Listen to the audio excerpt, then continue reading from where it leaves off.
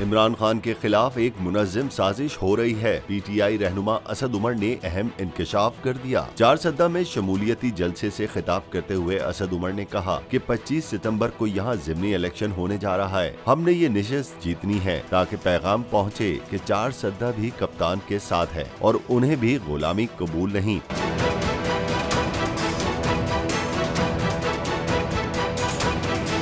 असद उमर ने कहा कि 25 सितंबर को इलेक्शन नहीं रेफरेंडम होगा और अवाम इम्पोर्टेड गुलाम हुक्मरानों के उम्मीदवारों को तारीखी शिकस्त देंगे। मुल्की मसाइल का हल सिर्फ शफाफ इंतखाबात में है। PTI रहनुमा का कहना था कि आजादी के लिए जद्दोजहद करना आसान नहीं होता। हमारा कप्तान अवाम के हकूक की जंग लड़ रहा है और दिलेरी के साथ कुव्वतों से मुकाबला कर रहा है। असद उमर ने इंकशाफ किया कि इमरान खान के खिलाफ एक मुनज़्ज़म साजिश हो रही है, मगर अवाम साजिशी अनासिर को जान चुकी है।